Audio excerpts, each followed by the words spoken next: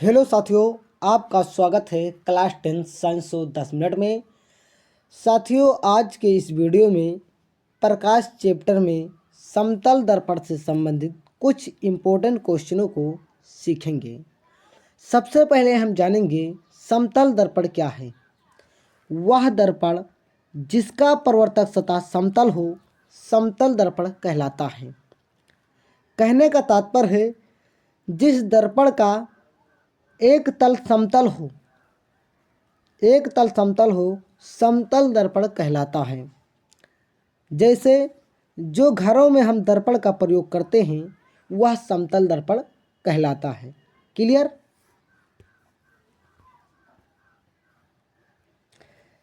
समतल दर्पण द्वारा प्रतिबिंब का बनना। समतल दर्पण से कैसे प्रतिबिंब बनता है इसको हम जान लेते हैं। तो बच्चे, यहाँ पर एक समतल दर्पण लिया गया है जिसका एक पिछला भाग कलई किया गया है और प्रतिबिंब बनने के लिए दो किरण आरेख चाहिए। तो यहाँ से एक प्रकाश आपतित कराया गया है और बताया गया है जब कोई प्रकाश किसी चिकने सतह पर आपतित होता है तो उसी माध्यम में वापस लौट जाता है। तो बच्चे, उसी माध्यम में वापस लौट जाता है। तो आपको बताइए, इसलिए यहाँ पर किरण उसी माध्यम में वापस लौट गई।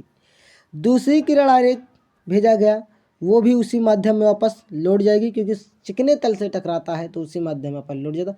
ये किरणें कहीं पर एक दूसरे को मिलती हुई प्रतीत नहीं होती हैं, इसलिए इन दोनों किरणों को पीछे की ओर बढ़ाएंगे और जहाँ पर ये मिल जाएगी किरणें वहाँ पर इसका आभासी प्रतिबिंब बन जाएगा और वस्तु के बराबर बनेगा, सीधा बनेगा और जितनी दूरी पर ये दर्पण से वस्तु होगा उतनी ही दूरी पर ये आभासी प्रतिबिंब बनेगा। इसको और अच्छे से समझने के लिए प्रतिबिंब किस तरह बना है इसको आगे और अच्छे इमेजों के द्वारा समझ लेते हैं। क्लियर।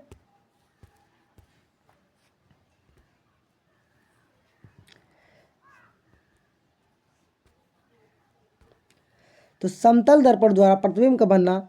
बच्चे, यहाँ पर एक मिरर दिया गया है, मतलब एक दर्पण दिया गया है और यहाँ पर एक व्यक्ति खड़ा है। इसका इमेज इस दर्पण के हमेशा पीछे बनेगा। इस व्यक्ति का जो इमेज या प्रतिबिंब इस दर्पण के हमेशा पीछे बनेगा और इस व्यक्ति के बराबर बनेगा प्रतिबिंब, सीधा बनेगा और आभासी बनेगा। और जितनी दूरी पर यह व्यक्त होगा उतनी ही दूरी पर पीछे इसका प्रतिबिंब बनेगा। नहीं समझे बच्चे तो आपको भी समझ में आ जाएगा। तो बच्चे, आपको बताया गया था ये जो व्यक्ति दर्पण के सामने खड़ा है इसका इमेज दर्पण के पीछे बनेगा, जैसे कि यहाँ चित्र में बन गया। क्लियर। पीछे बना है, अभी आपको बताया भी गया था। और जितनी दूरी पर है ये व्यक्ति उतनी ही दूरी पर पीछे बना। मान लेते हैं ये 5 सेंटीमीटर दूरी पर है तो पीछे 5 ही सेंटीमीटर दूरी पर बना है। क्लियर बच्चे।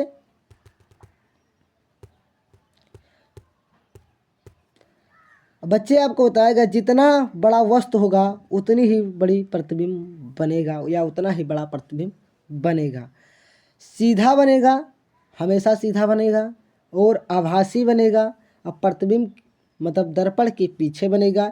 इन टॉपिकों को और अच्छे से क्लियर कर लेते हैं चित्र के माध्यम से। तो जो प्रतिबिंब बना है, प्रतिबिंब का जो आकार है वस्तु के आकार के बराबर है, जैसे कि आप देख सकते हो।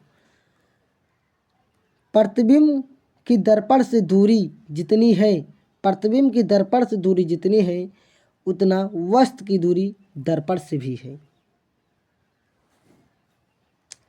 प्रतिबिंब वस्तु के आकार का सीधा तथा आभासी है।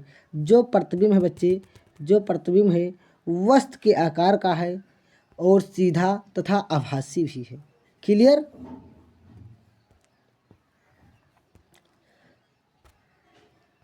समतल दर्पण की जो फोकस दूरी होती है अनंत होती है, क्योंकि F बराबर हम फार्मूला जानते हैं R/2। और ये बच्चे समतल दर्पण होता है। समतल दर्पण में त्रिज्या मतलब अनंत होती है। त्रिज्या पता नहीं त्रिज्या कहाँ पर है बच्चे, तो इसकी त्रिज्या को अनंत माना जाता है। त्रिज्या को अनंत माना जाता है। तो आर बराबर यहाँ बच्चे अनंत लेंगे, ये गलती से 0 लिख गया है, आर बराबर अनंत है। जब अनंत को हम किसी नंबर से डिवाइड करते हैं तो अनंत ही आता है। तो बच्चे आपको हमेशा याद रखना है, समतल दर्पण में हम त्रिज्या पहचान ही नहीं पाएंगे त्रिज्या कहाँ पर है, इसलिए अनंत माना जाता है। तो फोकस दूरी भी अनंत हो जाएगी इस फार्मूले के माध्यम से। क्लियर। अब बच्चे हम जानेंगे समतल दर्पण का रेखीय आवर्धन। रेखीय आवर्धन कितना होता है?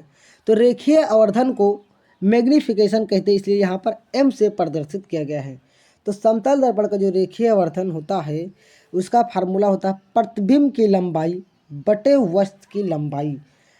कहने का मतलब जितना प्रतिबिंब की लंबाई होती है उतना वस्तु की लंबाई भी होगा। आपने अभी समतल दर्पण में पढ़ा था।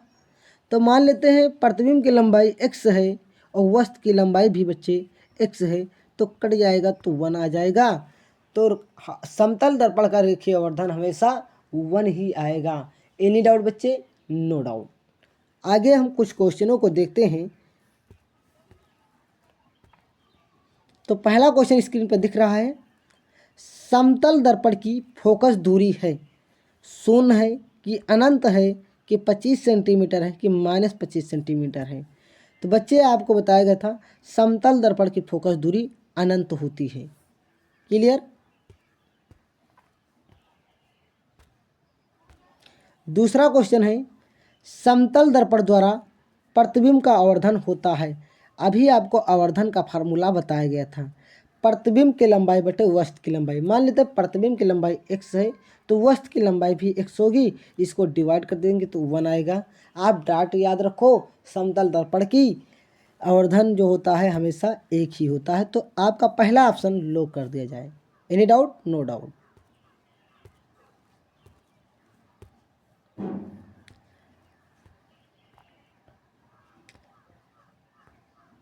तीसरा क्वेश्चन स्क्रीन पे दिख रहा है, समतल दर्पण के सामने एक वस्तु दर्पण से 10 सेंटीमीटर की दूरी पर रखी गई है।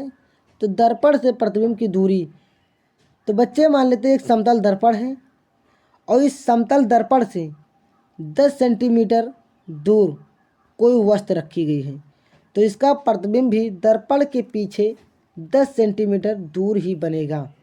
तो इसलिए ऑप्शन आपका 10 सेंटीमीटर सही होगा। क्लियर। आगे बढ़ते हैं।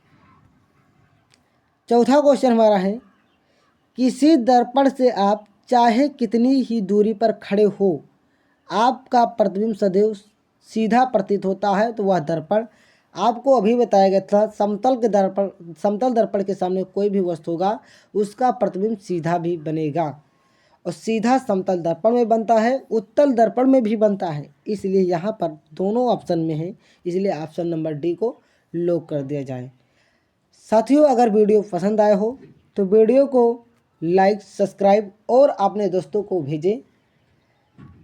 साथियों, अगर वीडियो आपको और ही चाहिए तो कमेंट ज़रूर करिएगा, तभी आपको वीडियो मिल पाएगा। धन्यवाद।